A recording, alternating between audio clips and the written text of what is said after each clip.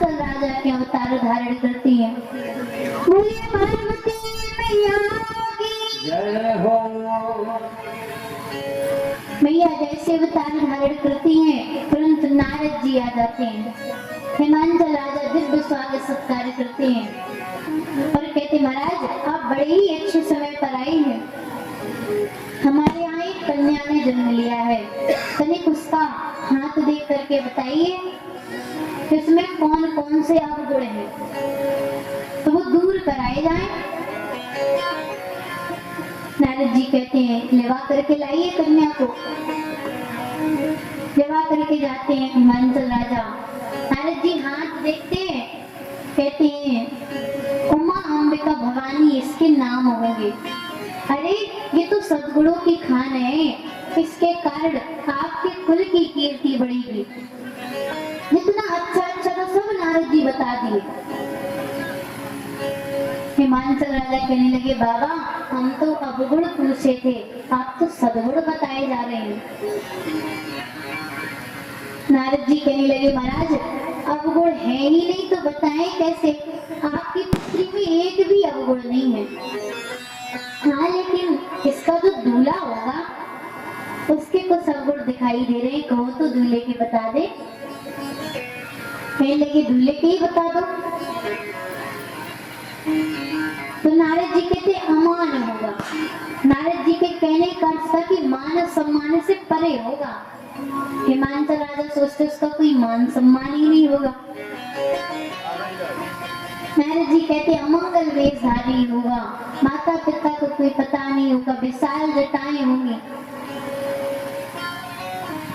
हिमांचल राजा मैना में यह सुनते तो जोर जोर से रोने लगते हैं। देख करके पार्वती मैया भी रोने लगती हैं। देखिए दशा एक है लेकिन कारण अलग अलग है रोने का। हिमांचल राजा मैना मैया इसीलिए रो रही है कि अरे जिस वृक्ष को कल्प वृक्ष में लगाना चाहिए था, जिस फल को कल्प वृक्ष में लगाना चाहिए था, उसको बबूल के वृक्ष में लगा दिया ब्रह्मा जी ने। इतनी सुंदर कन्या को इतना बावला दूल्हा ढूंढा है और पार्वती मैया प्रसन्न होकर के रो रही हैं। ये जो गुण बताए जा रहे हैं ये तो हमारे भोले भंडारी में विद्यमान है। तो मैया प्रसन्नता के कारण रो रही हैं, विचार कर रही हैं कि लगता है राम जी ने हमारी प्रार्थना स्वीकार कर ली। और थोड़ी देर में आंसू पोंछते हिमांचल राजा और धीरे से कहते कोई उपाय नहीं, दूल्हा बदल दिया जाए। और नारद जी तने आवेश में कहने लगे एक बार जो हमारे पिता ब्रह्मा ने लिख दिया कोई भी देवी देवता उसे मिटाने वाला नहीं है। लेकिन एक बात कहें महाराज, समर्थ को नहीं लो शुभ सा, समर्थ वाले व्यक्ति को दोष नहीं लगता। कहने लगे कैसे नहीं लगता? नारद जी कहते हैं देखिए अगर सर्प छू जाए तो शुद्धि होती है और भगवान नारायण तो सर्प पर ही सोते हैं, दोष नहीं लगता। क्यों? समर्थवान है। और सूर्य को देख लीजिए, सूर्य की किरणें पवित्र पर भी पड़ती हैं अपवित्र पर भी पड़ती हैं, दोष नहीं लगता। क्यों? समर्थवान है। गंगा को देख लीजिए, गंगा जी में जो वस्तु डाल दो बह करके चली जाएगी, दोष नहीं लगता। क्यों? समर्थवान है। अग्नि को देख लीजिए, दो डाल दो वही स्वाहा, दोष नहीं लगता। हिमांचल राजा कहने लगे रे महाराज इनसे इनका क्या लेना देना है? बोले अरे इन्हीं का तो लेना देना है। अरे गंगा को दोष नहीं लगता, अग्नि को दोष नहीं लगता, सूर्य को दोष नहीं लगता, नारायण को दोष नहीं लगता। और जो समर्थवानों को धारण किए वो तो महासमर्थवान है, उसको कहां से दोष लगेगा? हृदय में भगवान विराजमान है, जटाओं में गंगा है, तीसरा स्वरूप जो तीसरा नेत्र अग्नि स्वरूप नेत्र है। सुनते हैं जब हिमांचल राजा ऐसा तो मन में वे विचार करते हैं, कहते हैं अरे वो तो इतने बड़े हैं, हमारी पुत्री से क्यों विवाह करने के लिए आएंगे वो? हमारी पुत्री तो साधारण कन्या है, तो साधारण कन्या से क्यों विवाह करेंगे वो आकर के। नारद जी कहते उपाय के लिए मैं हूं ना, मैं बताता हूँ क्या करना पड़ेगा। नारद जी कहते हैं जो तप करे कुमारी तुम्हारी, जो तप करे तुम्हारे भावे में ते सकहे त्रिपुरारी,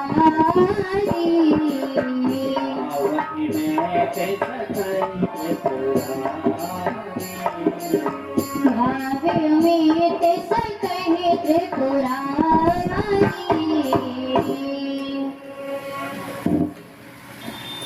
नारद जी कहते हैं अगर आपकी पुत्री तप करेंगी, तपस्या करेंगी तो वो इनको वश अपनाएंगे। मैया ने सुना तप करना है, माता पिता को प्रणाम करके जंगल की ओर चल पड़ती हैं और जंगल में बैठ करके तप करने लगती हैं।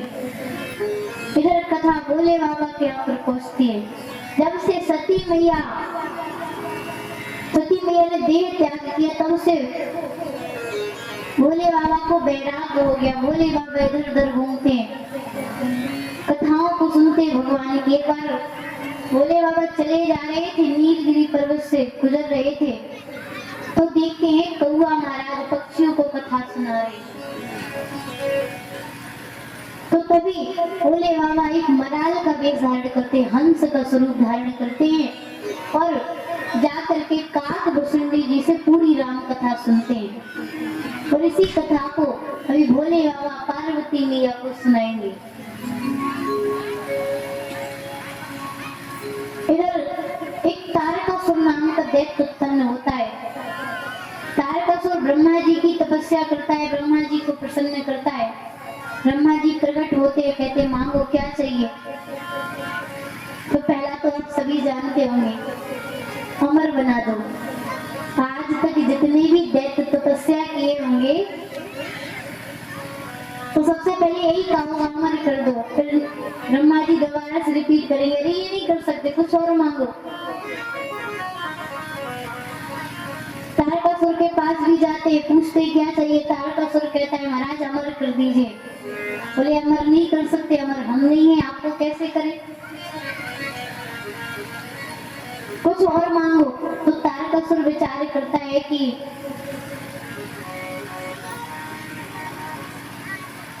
भोले बाबा की कोई पत्नी है नहीं और भोले बाबा का कोई पुत्र भी नहीं है।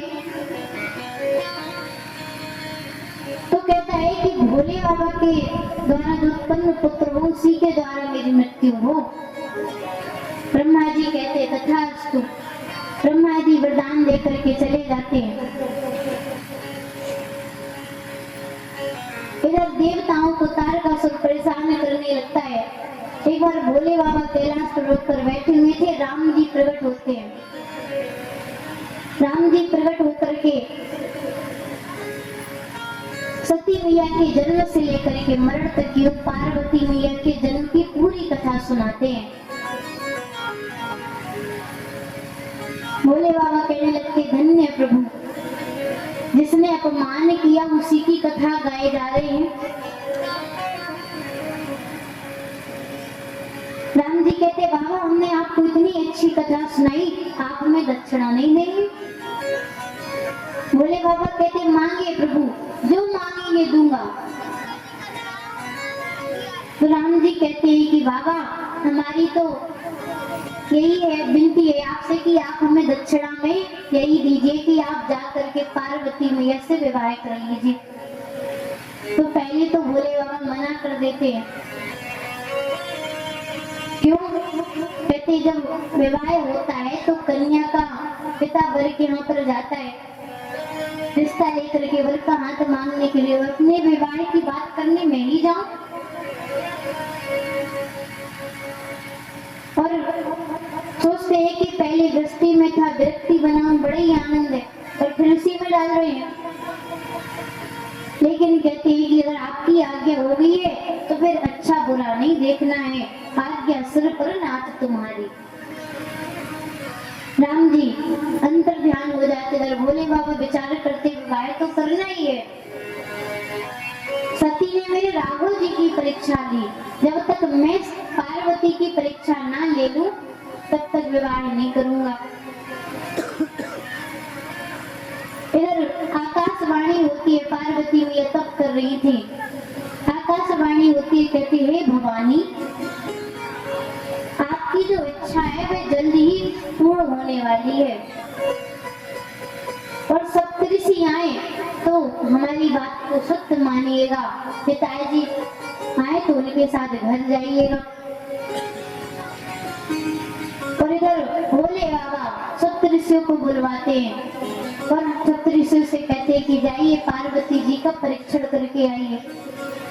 इधर से सप्तऋषि चल पड़ते हैं। सप्तऋषि पहुंचते हैं मैया के पास जाकर के कहते हैं किसके लिए तप कर रही हो ये? पार्वती मैया हाथ जोड़ करके कहती महाराज देखिए ना, मैं जल के ऊपर दीवार उठाना चाहती हूँ, मैं भोले बाबा को पति के रूप में प्राप्त करना चाहती हूँ। यहीं से सूत्र मिल जाता है सप्तऋषियों को। कहते हैं कि नारद के कहने पर आई है, नारद की बुराई करो। कहते थे नारद के कहने पर आई हो? अरे आज तक नारद की बात मान करके किसका घर बना है? जिसने नारद की बात मानी है सब घर छोड़ करके भिखारी बन गए हैं। और तुम भी उसी की बात मान रही हो। लगता है तुम निर्णय नहीं ले पा रही हो। मैया मौन कुछ नहीं बोलती है। कहते हैं गुरु की बुराई से कुछ नहीं बना, इसके पिता की बुराई करो। कहते अच्छा अच्छा, हिमालय की पुत्री हो ना, जैसे तुम्हारा पिता जड़ बुद्धि है ऐसी तुम्हारी मति भी जड़ हो गई है। तुम निर्णय नहीं ले पा रही हो, तुम्हें क्या करना चाहिए? मैया मौन कुछ नहीं बोलती है। अब कहते जिसको चाह रही है उसकी बुराई करो। कहते भोले बाबा को जानती हो? मैया नाम ऐसे मिला देती हैं। कहते भीख मांग हम खाएं, भीख मांग के खाते हैं, और जब खुद भीख मांग के खाता है अपनी पत्नी को क्या खिलाएगा? कहते कि देखो अभी भी कोई देर नहीं हुई है, हमारे पास एक बड़ा ही अच्छा रिश्ता है, वहां से पूरी बात पक्की है, केवल तुम्हें बस हाँ कहना है। बर कौन है? अरे सदगुणों की खान है। कहते हैं दूषण रहित सकल गुण राशि, दूषण रहित सकल गुण राशि, दूषण रहित सकल गुण राशि, दूषण रहित सकल गुण राशि, श्रीपति पूरे कुंठ निवासी, श्रीपति पूरे श्रीपति पूरे कुंठ निवासी, श्रीपति पूरे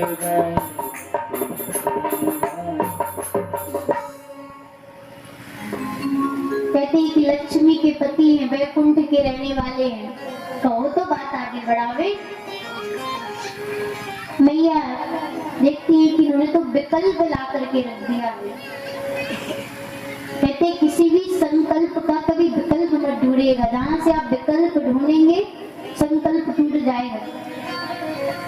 मैया आप बोलती है, कहती है महाराज आपने आने में देर कर दी, अगर आप मेरे गुरुदेव नारद जी से पहले आए होते तो मैं आपकी बात अवश्य मान लेती। लेकिन एक बार जो मेरे गुरुदेव ने आज्ञा कर दी है, फिर चाहे मेरा घर बसे उजड़े मैं उस वचन को टालूंगी नहीं। और भले ही भोले बाबा में अवगुण ही अवगुण क्यों ना हो और भगवान नारायण में सद्गुण ही सद्गुण क्यों ना हो, लेकिन जिसको जिससे प्रेम होता है उसके लिए वही विश्व सुंदर होता है। सप्तऋषि सुनते तो मन ही मन जय जयकार करते मैया की। और चल पड़ते भोले बाबा के पास जाते। भोले बाबा को सारी बात बताते। बाबा सुनकर कितने प्रसन्न होते हैं कि समाधि में चले जाते हैं। पिछली बार गए थे तो 87,000 वर्ष बाद आए थे, अब कब आएंगे पता नहीं। पर इधर देवता तारकासुर के अत्याचार से परेशान हो जाते हैं, तो ब्रह्मा जी के पास जाते हैं कि महाराज कैसे मरेगा। ब्रह्मा जी कहते शिव जी के पुत्र द्वारा मरेगा। पहले शिव जी का तो कोई पुत्र है ही नहीं, मैया भी नहीं है। नारद जी कहने लगे चिंता मत करो, दूसरे विवाह की पूरी तैयारी कर लिया हूँ, केवल दूल्हे बस को मनाना है। बोले ऐसी बात है, अभी मनाते बाबा को। चलो कहाँ है बाबा? ब्रह्मा जी कहते समाधि में। सुना समाधि में, सब रुक जाते हैं। कहते रहे समाधि में जो जाएगा जल करके भस्म हो जाएगा। ब्रह्मा जी कहने लगे देखो, किसी को अपनी ओर आकर्षित करना हो तो केवल दो ही उपाय हैं, एक है राम और दूसरे हैं काम। तो राम जी को तो पहले से ही हृदय में बिठाए हुए हैं। राम से तो काम बनने वाला नहीं है, ले दे करके तुम्हारे पास कामदेव बचे। अगर वो तैयार हो जाए तो फिर विवाह हो सकता है। देवता तुरंत कामदेव को बुलाते, परिहित जान करके कामदेव तैयार हो जाते और कैलाश पर्वत की ओर चल पड़ते हैं। पूरा प्रभाव फैलाते अपना सृष्टि पर। कैलाश पर्वत पर पहुंचते देखते सारी सृष्टि काम के वशीभूत है, लेकिन भोले बाबा पर कोई प्रभाव नहीं है। कामदेव आम के वृक्ष के ऊपर चढ़ जाते हैं और अपने धनुष पर 5 पुष्प के विषम मार चढ़ाते हैं और निशाना लगाते छोड़ देते। 5 बाण भोले बाबा के हृदय में जाकर के लगते हैं। भोले बाबा के नेत्र खुल जाते हैं। देखते कोई दिखाई नहीं पड़ रहा है। थोड़ी देर बाद दृष्टि पड़ती है, कामदेव आम के वृक्ष पर बैठा हुआ था। भोले बाबा को क्रोध आता है। भोले बाबा का तीसरा नेत्र खुल जाता है। जैसे ही ज्ञान चक्षु खुलता है, तुरंत कामदेव जल करके भस्म हो जाता है।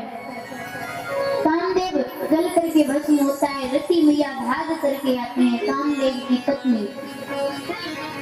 रति मैया कहती हैं आपने हमारे पति को क्यों मारा? भोले बाबा कहते हैं जो राम को हटा करके काम का प्रवेश कराए उसकी मृत्यु निश्चित है। रति मैया हाथ जोड़ करके कहती है महाराज वो तो आपके वचन को याद दिलाने के लिए आए थे, आपका हित करने के लिए आए थे। आपने राम जी को वचन दे दिया कि विवाह करेंगे और समाधि में चले गए। भोले बाबा कहते कोई बात नहीं, आज के बाद बिना शरीर के कामदेव अपना प्रभाव दिखाएंगे। मैया कहते लेकिन हमको कब मिलेंगे?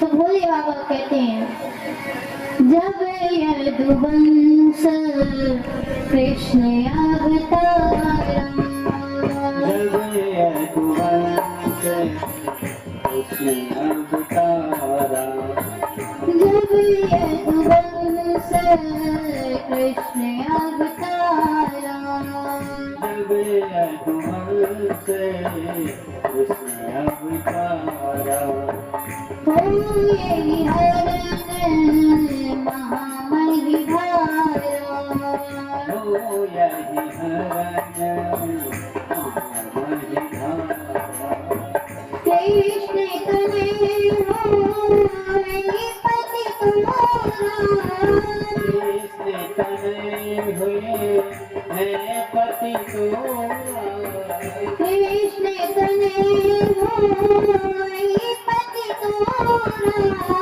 कृष्ण तनय हुए हैं पति तोरा, बचन अन्यथा जाई नोरा, बचन अन्यथा जाई नोरा, बचने अन्यथा जाई न मोरा। ओ बचन अन्यथा जाई कहते जब द्वापर युग में यदुवंश में श्री कृष्ण के रूप में परमात्मा अवतार लेंगे, तब उनके पुत्र के रूप में आपको आपके पति प्राप्त होंगे। मैया सुनती है तो चली जाती है, रति मैया जाती है तो सारे देवता भाग करके आ जाते, कहते जल्दी चलो वरना फिर से समाधि में न चले जाए, नहीं तो कामदेव भी नहीं बचे। देखिए आए हैं एक साथ लेकिन भाषा अलग अलग। कहते व्यक्ति जब डर जाता है तो अच्छे अच्छे की भाषा बदल जाती है। आए एक साथ लेकिन सबकी भाषा अलग अलग है। एक कहता है बोलिए शंकर भगवान की जय हो। बाबा नहीं बोलते हैं, दूसरा कहता नहीं बोले ना, मैं बोलूंगा तो बोलेंगे। दूसरा कहता है